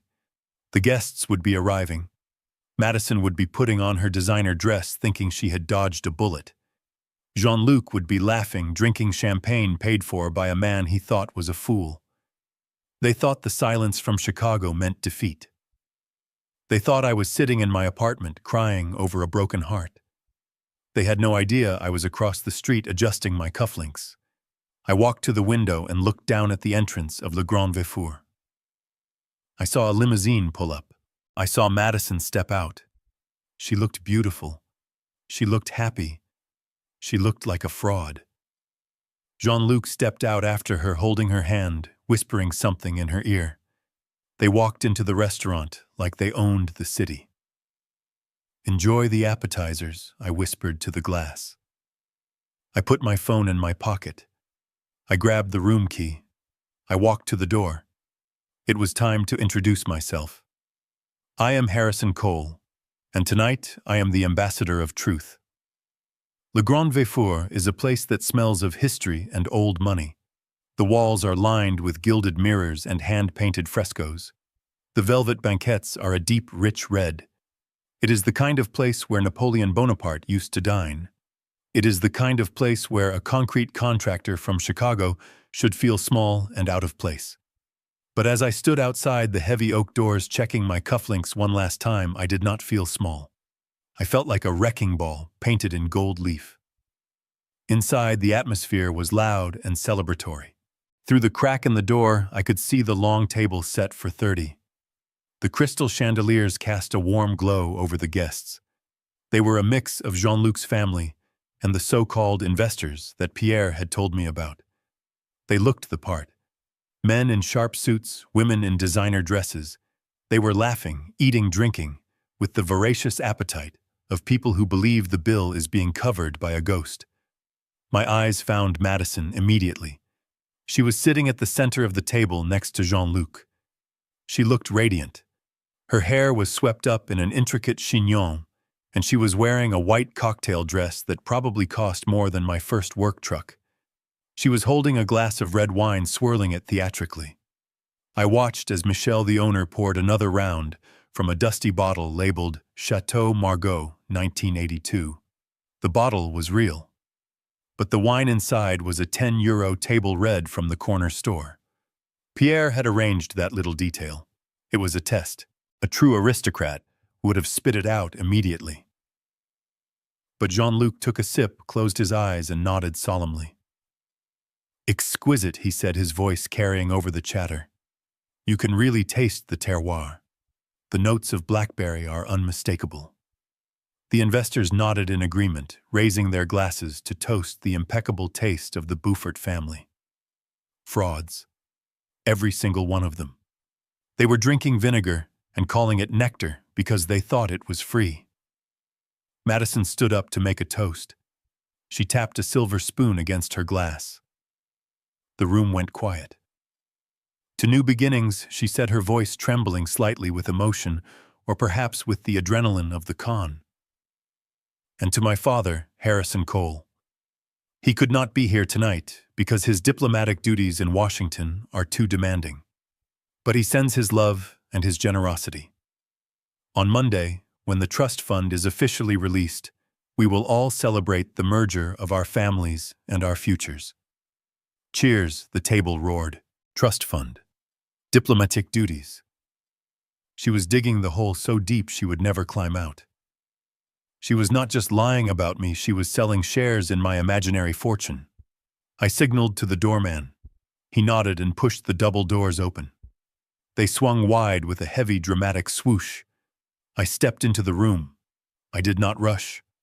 I walked with the slow, measured pace of a man inspecting a job site, ensuring the structural integrity before signing off on the permit.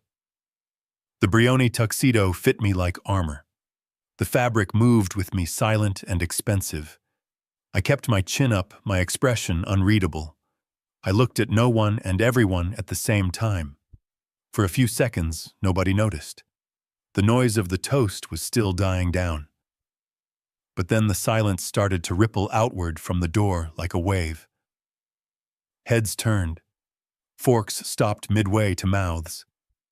Madison was still standing, her glass raised.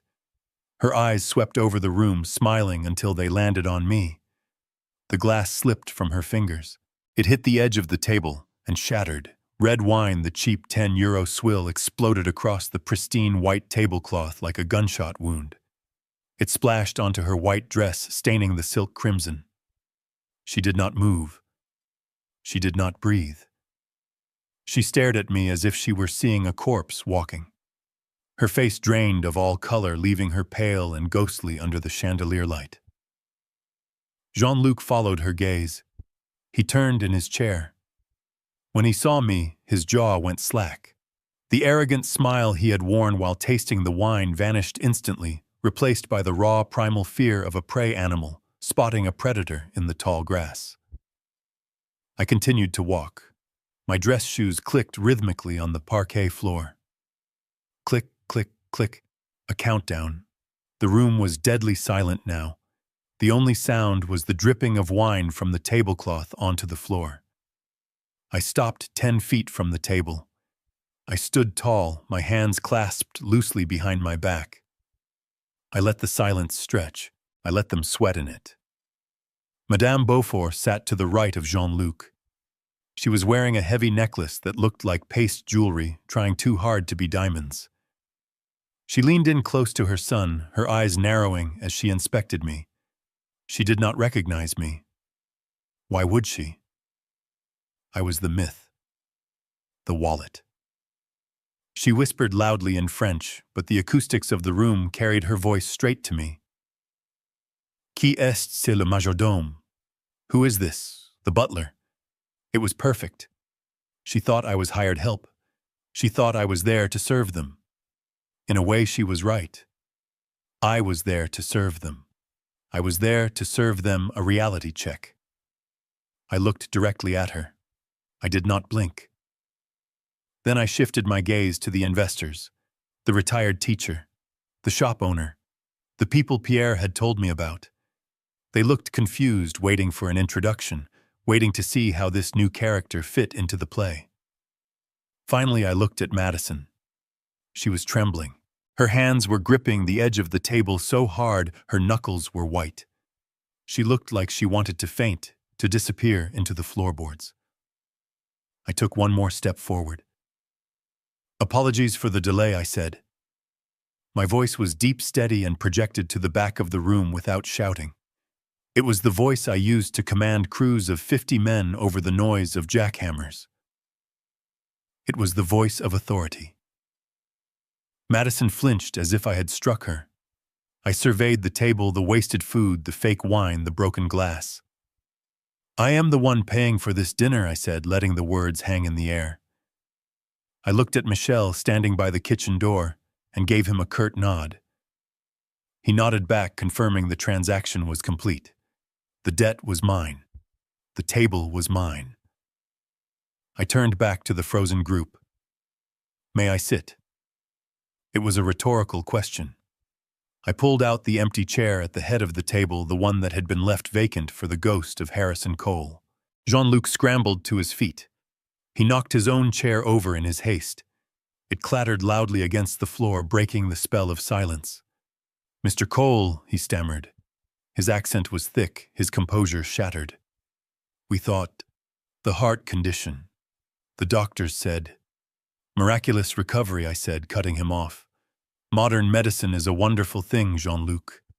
Almost as wonderful as wire transfers. I sat down. I adjusted my cufflinks. I placed my hands on the table, palms down. Madame Beaufort looked from me to her son, then to Madison. She was trying to calculate the new dynamic, trying to figure out if I was a threat or a bigger payday. She smoothed her dress and forced a tight, reptilian smile. Ah, she said, switching to her accented English. The famous father. We are so honored. Madison said you were indisposed. I looked at her. I saw the greed in her eyes. I saw the desperation masked by layers of makeup and attitude. I was, I said. But I decided that a wedding is a family affair, and I would not miss the opportunity to meet the aristocracy my daughter has joined. I emphasized the word aristocracy. I let it drip with sarcasm, but subtle enough that she could choose to ignore it if she wanted. Madison slowly sat back down. She grabbed a napkin and started dabbing frantically at the wine stain on her dress. It was futile. The stain was setting. It was permanent. Just like what was about to happen. She leaned toward me. She smelled of expensive perfume and fear. She lowered her voice to a desperate whisper, a sound meant only for me. Dad, please, she hissed.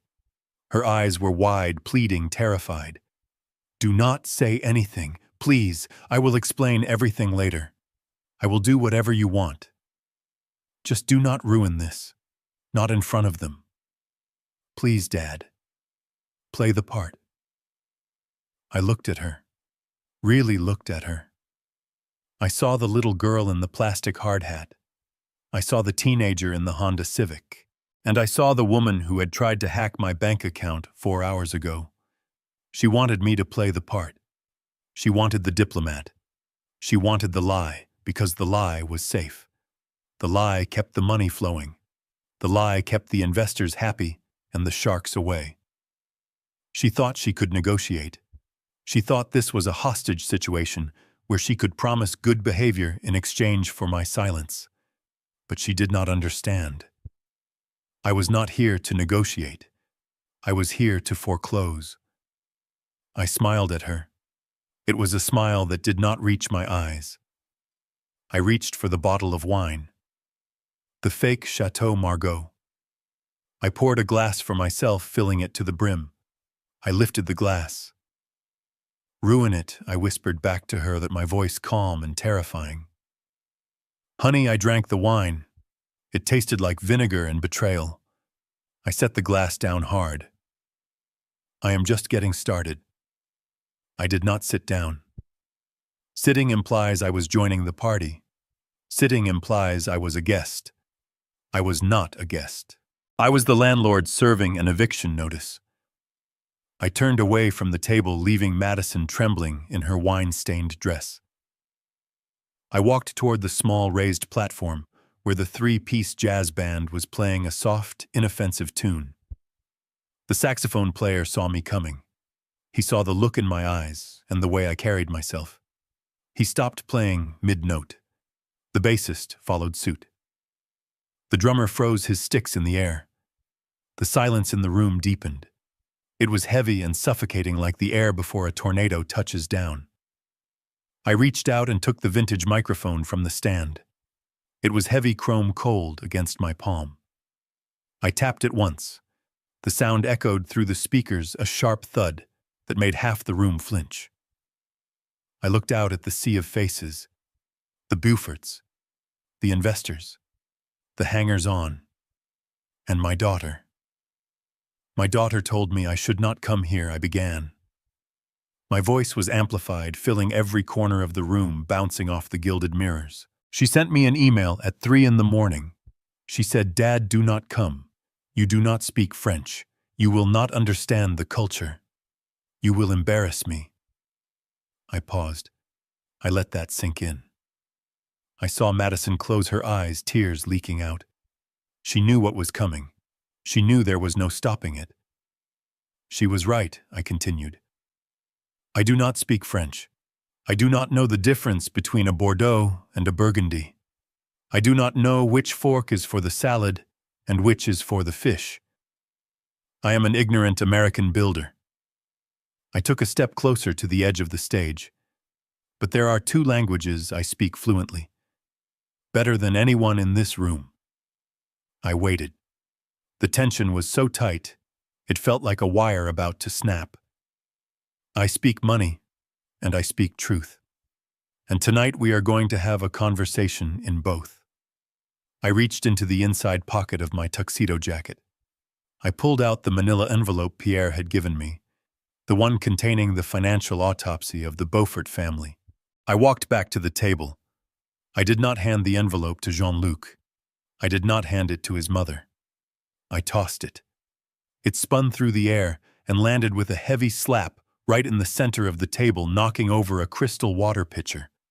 The water spilled, spreading across the tablecloth, joining the wine stain.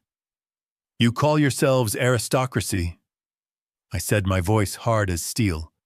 "You call yourselves the Beauforts of Lyon, a noble family, a legacy." I pointed a finger at Madame Beaufort. She recoiled as if I had pointed a gun at her. "You are Marie Beaufort, former shift supervisor at a textile mill. You have 3 judgments against you for unpaid rent. You are not a countess. You are a squatter." The room gasped, a collective intake of breath. The investors, the people who had given their life savings to these frauds, started to murmur. They looked at each other, confusion turning into suspicion. "And you," I said, turning my gaze to Jean-Luc. "The Count. The businessman." Jean-Luc was gripping the table, his knuckles white. He looked like he wanted to run, but his legs wouldn't work. You are an unemployed insurance salesman who got fired for stealing from the petty cash drawer.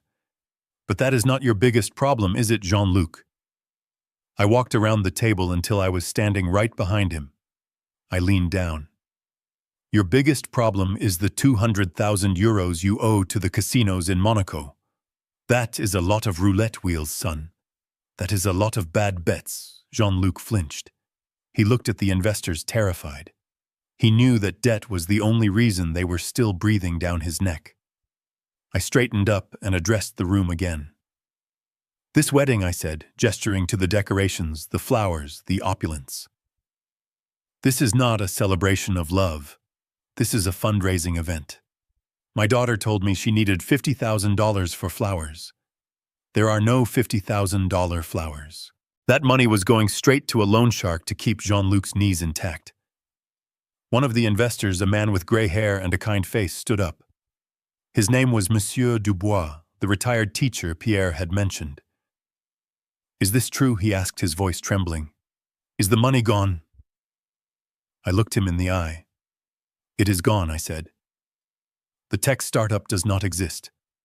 The dividends do not exist. Your money went into a slot machine and it did not come back out. Pandemonium broke out. The investors surged forward, shouting at Jean-Luc, demanding answers. Madame Beaufort started screaming in French, calling me a liar, calling me a devil. Jean-Luc was shaking his head frantically, trying to deny it, trying to salvage the con, but the papers were right there on the table. The evidence was undeniable. I watched them turn on each other. The rats were eating the rats. But I was not done. I had exposed the groom. Now I had to expose the bride. I turned to Madison. She was still sitting there, frozen in her chair. She looked small. She looked like a child caught playing dress-up in her mother's clothes. But she was not a child. She was a 28-year-old woman who had tried to steal my identity. And you, Madison, I said softly. The microphone picked up the drop in my volume, making it sound intimate and terrifying. You told them I was dead.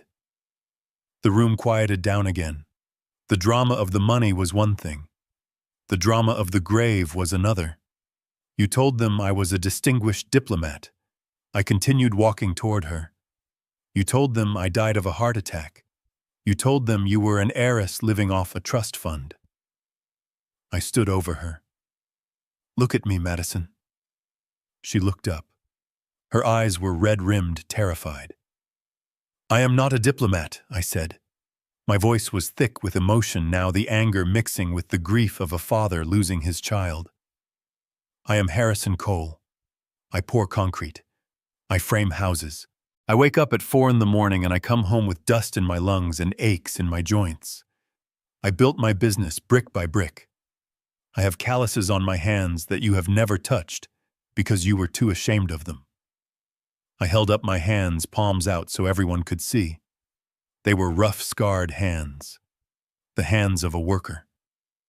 These hands paid for your private school, I said. These hands paid for your university. These hands paid for that dress you are wearing.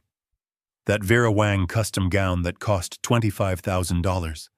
I paid for it with sweat, with labor, with my life. I lowered my hands. But you were ashamed of that. You wanted a fairy tale. You wanted a dead hero instead of a living father. Because a dead father cannot check your bank statements. A dead father cannot stop you from robbing him. I reached into my pocket and pulled out my phone. I held it up. I saw the fraud alert, Madison. I saw you try to access my accounts this afternoon. I saw you try to use my social security number to reset my password. Madison sobbed, a choked, ugly sound. I did not have a choice, she whispered. They were going to hurt him. You always have a choice, I said. You chose to steal. You chose to lie. You chose him over me. I put the phone away. So here is the new reality, I said. My voice was cold now, devoid of any warmth. It was the voice of a man closing a ledger. I canceled the payments. All of them. The chateau is not paid for. The catering is not paid for. This dinner is the last thing I am paying for. I looked at Jean-Luc and his mother. You wanted a dowry. You wanted a payout. Well, here it is. 0. I made a 0 sign with my hand. No trust fund. No inheritance. No monthly allowance. The Bank of Harrison Cole is closed. Permanently. Jean-Luc looked at me, then he looked at Madison. His eyes were wide with shock. The calculation was happening behind his eyes. He ran the numbers. He realized the variable he had counted on, the rich American father, was a negative integer. But she said... Jean-Luc stammered. She said you left her $10 million. She said the trust fund unlocked on the wedding day. I laughed. It was a dark sound. $10 million, I repeated.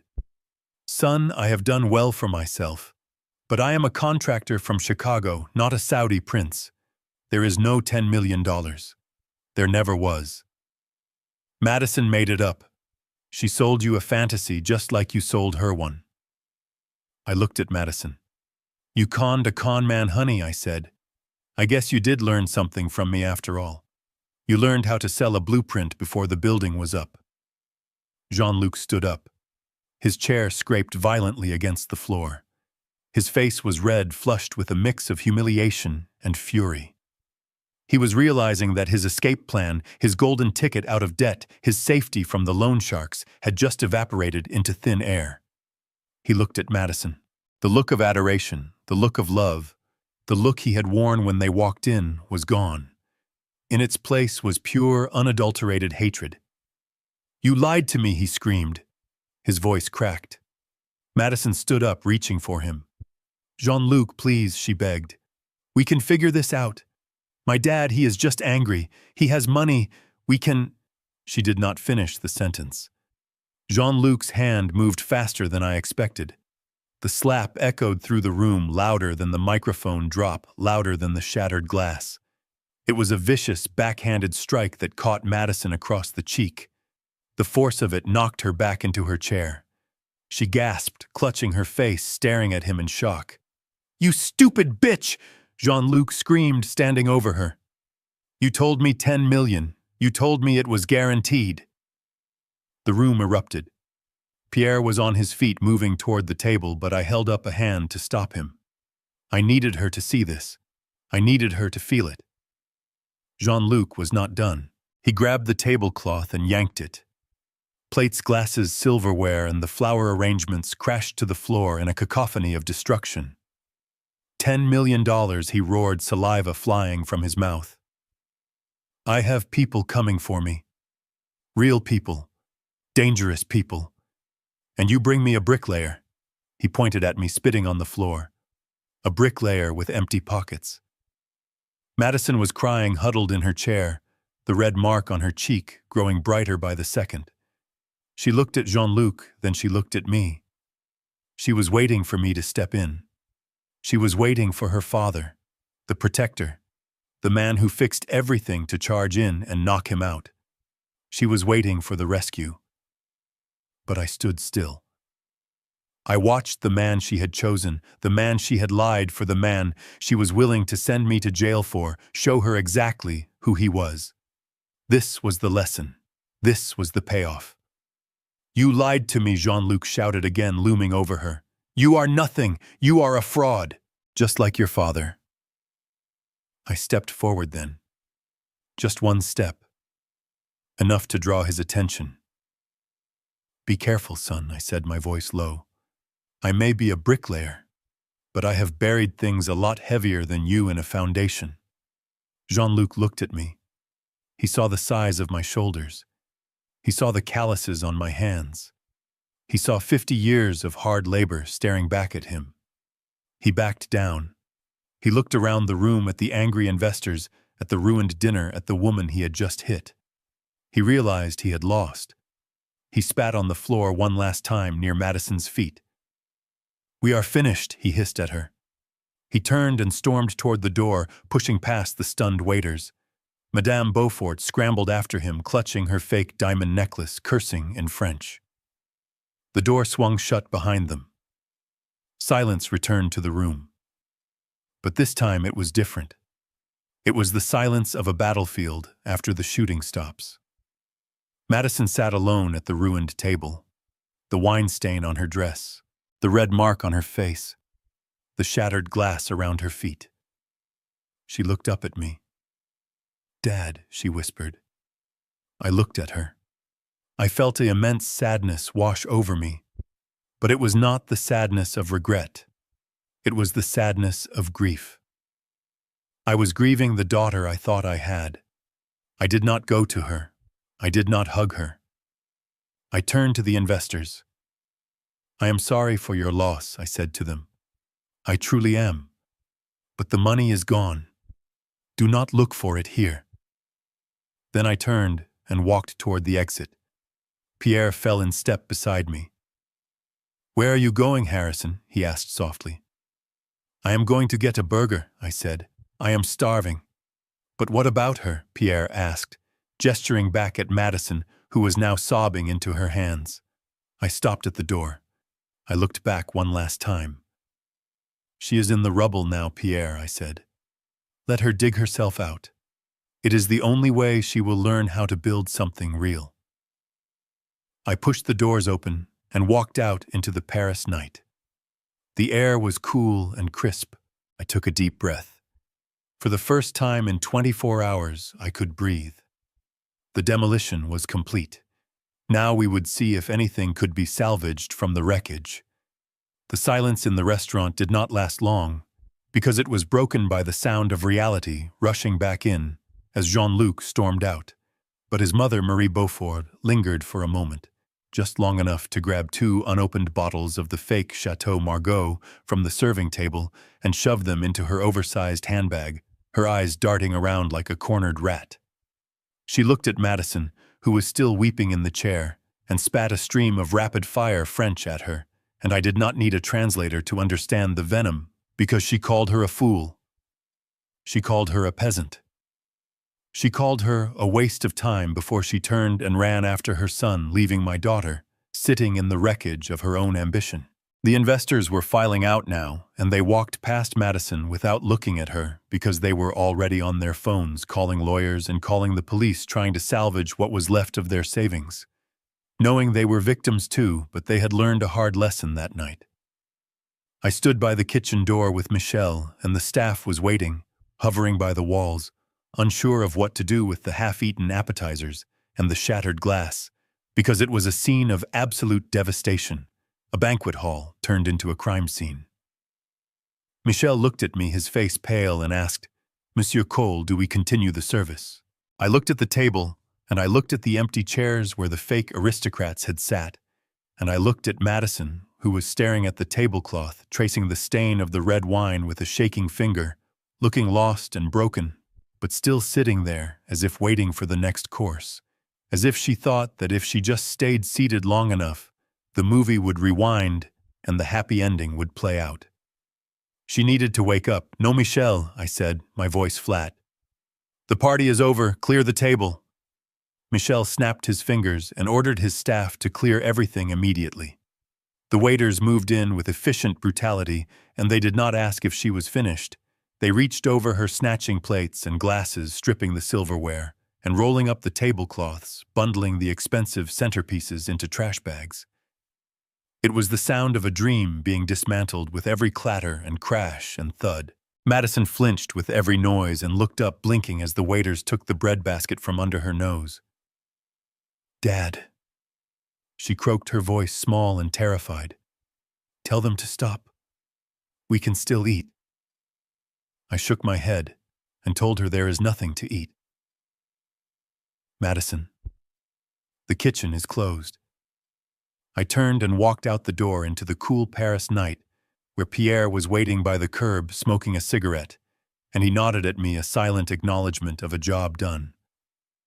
I walked toward the taxi stand, feeling exhausted, my bones heavy, just wanting to go back to my hotel, take off this tuxedo and sleep for a week. But I heard the click of heels on the pavement behind me, fast, frantic steps. "Dad, wait!" she screamed. I stopped, But I did not turn around immediately because I took a deep breath, filling my lungs with the city air, steeling myself, knowing the demolition was over, but the cleanup was just beginning. I turned and Madison was running toward me, looking like a specter, her hair falling out of the chignon, her mascara running down her face in black streaks, the wine stain on her dress looking like a wound in the streetlights as she shivered in the night air, hugging her bare arms. She stopped a few feet from me, panting, and screamed, "You ruined it." The sadness I had felt inside the restaurant evaporated, replaced by a cold, hard stone in my stomach. Because she still did not get it, even after being slapped by her fiancé and insulted by her future mother-in-law and exposed as a fraud. Her first reaction was to blame me. "I ruined it," I repeated calmly. "Madison Harwa just saved you from a federal indictment. I just saved you from marrying a man who would have sold you to pay off a gambling debt. We were in love," she wailed, stomping her foot like a child. "We were going to build an empire. He had a plan, Dad. You just had to give us the seed money. You have so much. You are sitting on millions, and you let your only daughter suffer. You are selfish. You are cruel."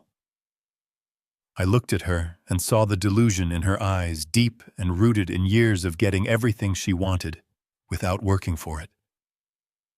I stepped closer to her and said, "I am not selfish. I am a father, and a father does not let his daughter marry a conman. A father does not let his daughter steal from him." "I did not steal," she argued. "I was borrowing it. I was going to pay you back when the trust fund unlocked." "There is no trust fund, Madison," I shouted, my voice echoing off the stone buildings. "There never was. That was a lie you told them, and then you started believing it yourself. That is the sickness here. You lied so much, you forgot what was real." She stared at me, her mouth opening and closing, and whispered, "But you have money. You could have just paid them. You could have let us be happy." "Happiness built on a lie is not happiness," I said. "It is a time bomb, and I just diffused it." I reached into the inside pocket of my jacket and pulled out a plain white envelope that was not thick, containing only 2 pieces of paper. I held it out to her and said, "Here." She looked at the envelope, and her eyes lit up with a flicker of hope, thinking it was a check, thinking I had broken Shingmi, that after all the screaming and the drama, Daddy was finally paying the bill. She snatched it from my hand and ripped it open, pulling out the papers. The first was a boarding pass for Air France Flight 420 to Chicago, O'Hare, departing at 7 in the morning, tomorrow. Economy class seat, 32B, a middle seat. The second paper was a printout from my bank, confirming an account closure. She stared at them, confused, and asked, "What is this? Where is the money?" "There is no money," I said. "That ticket is your way home. It is a middle seat. It is non-refundable. And that letter is a notification that I have canceled your supplementary credit card. And I have also called the landlord of your apartment in Chicago. The lease is terminated. Effective the 1st of the month, I am selling the furniture to cover the breaking fee."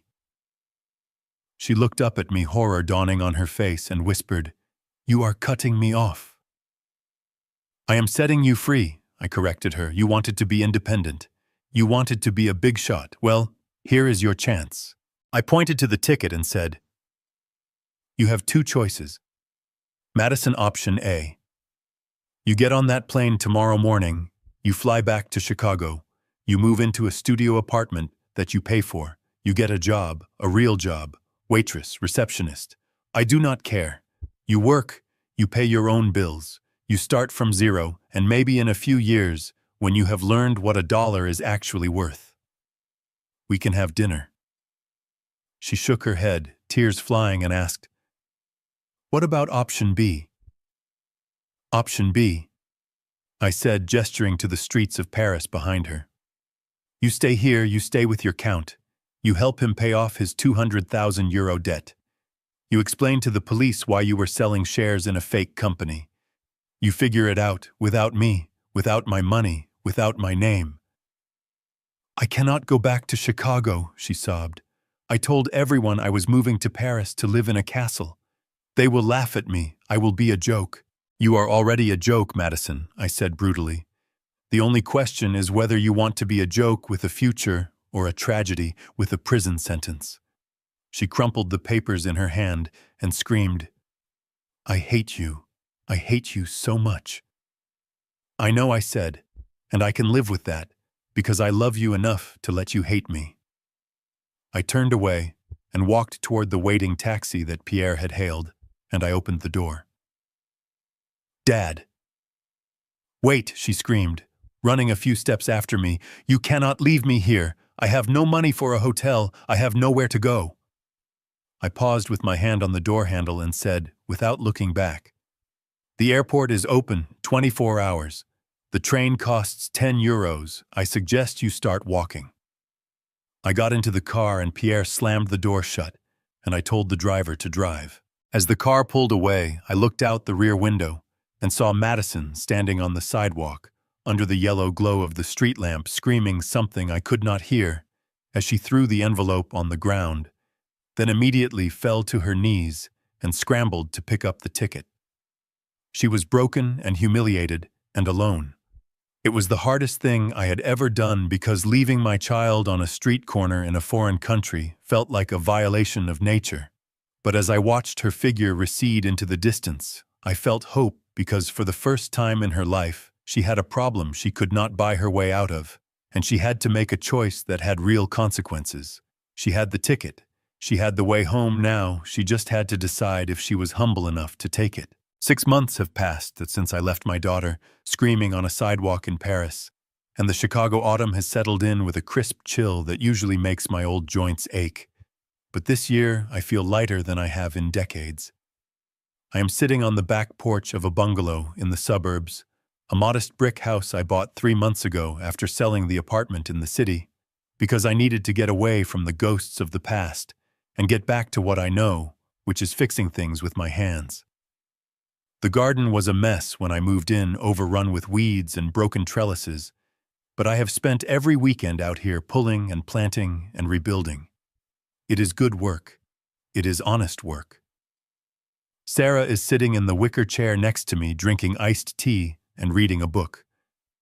We are not dating exactly, but we are spending a lot of time together, and it turns out that having a companion who values you for your company and not your credit limit is a very peaceful way to live. She looks up at me and smiles and asks if I am nervous. I wipe the dirt from my hands and tell her I am not nervous because I have nothing left to lose. I hear the sound of a car engine in the driveway. It is not a limousine. It is not a luxury sedan. It is a 10-year-old Toyota with a dent in the bumper and a muffler that needs work. I stand up and walk to the gate. Madison steps out of the car. She looks different.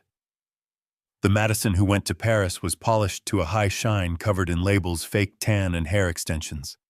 The woman standing in my driveway is wearing jeans that are worn at the knees, a gray sweater and sneakers.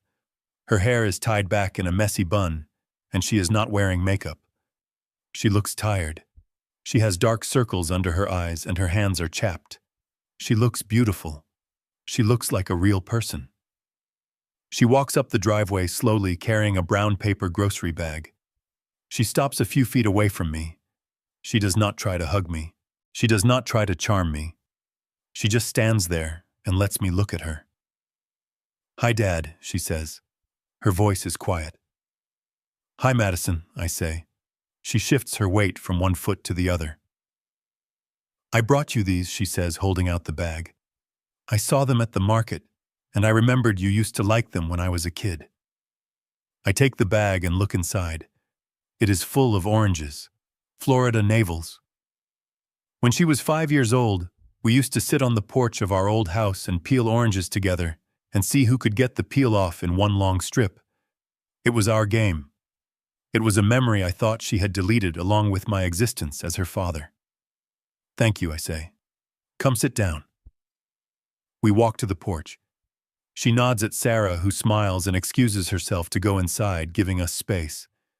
Madison sits in the empty chair. She looks around the garden. "You did a good job with the hydrangeas," she says. "They look healthy." "I used a new fertilizer," I say. "And I fixed the drainage." We sit in silence for a moment. It is not the comfortable silence of old friends, but it is not the hostile silence of enemies either. It is the silence of two people testing the ice to see if it will hold. I heard you are working, I say. She nods. Yeah. I am a shift manager at a diner on the west side. It is not glamorous. I spend 8 hours a day on my feet dealing with customers who complain that their eggs are too cold or their coffee is too weak. My back hurts every night. Good, I say. She laughs a short, dry sound. Yeah, it is good. I mean, it is terrible, but it is good. I paid off the first credit card last week, using my own money. Money I earned. I look at her hands. Her fingernails are short and unpainted. And the apartment, I ask. Gone, she says. I sold the furniture to cover the lease break fee like you said. I am renting a studio apartment near the diner. It is the size of a shoebox, and the radiator clanks all night, but the rent is paid through next month. She looks down at her sneakers. Jean-Luc called me, she says softly. A month ago.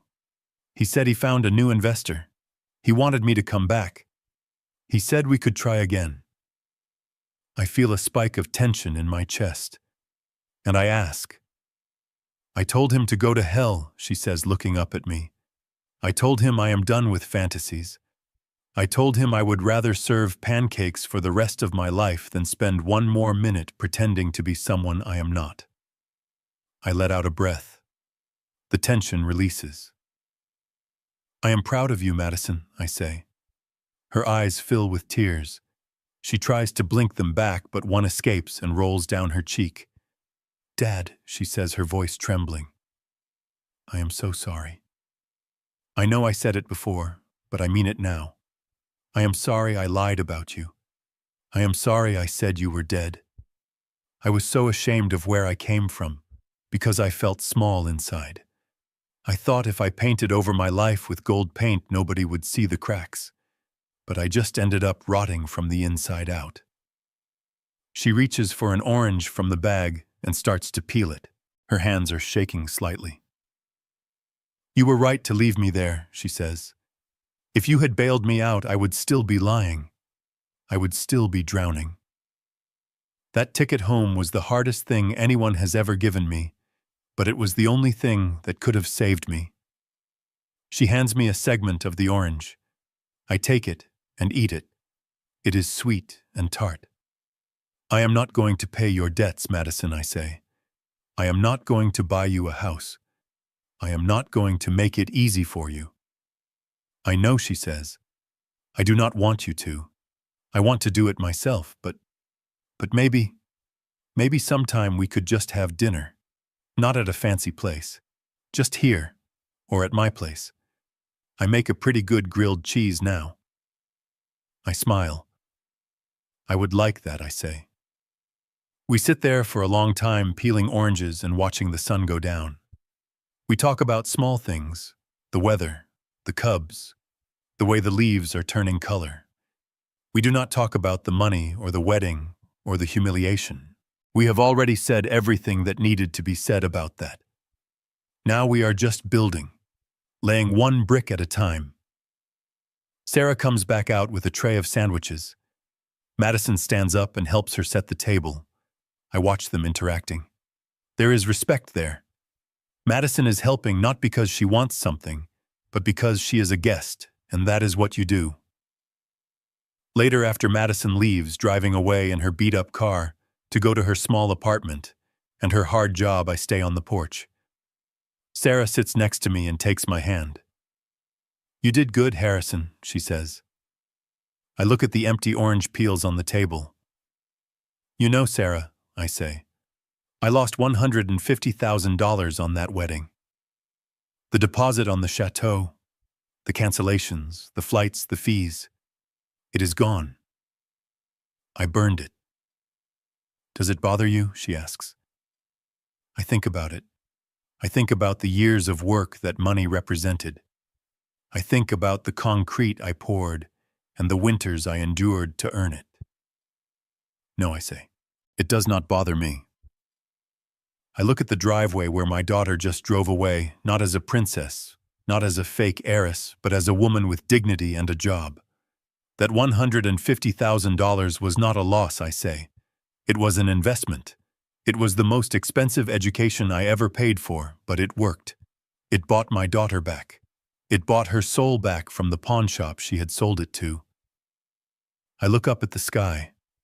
The stars are coming out over Chicago. The same stars that are shining over Paris. Somewhere in France, Jean-Luc is probably running from a debt collector or looking for the next victim. He is still trapped in the lie. But we are free. Madison is free from the delusion, and I am free from the burden of being used. I squeeze Sarah's hand. I am ready for dinner, I say. We walk inside and I close the door, leaving the cold night behind. The house is warm. It smells of oranges and old wood. It feels like a home. And for the first time in a very long time, I know that everything is going to be okay, because the foundation is solid again. And on a solid foundation, you can build anything. I learned the hard way that you cannot buy character, and you certainly cannot buy respect. For years, I thought being a good father meant removing every obstacle from my daughter's path, but I was wrong. By giving her everything, I robbed her of the struggle that builds true strength. When I cut the financial cord, I thought I was losing her forever, but I was actually saving her life. True love isn't about enabling comfortable lies. It is about having the courage to force the painful truth. The best inheritance I can leave Madison isn't a trust fund or a title.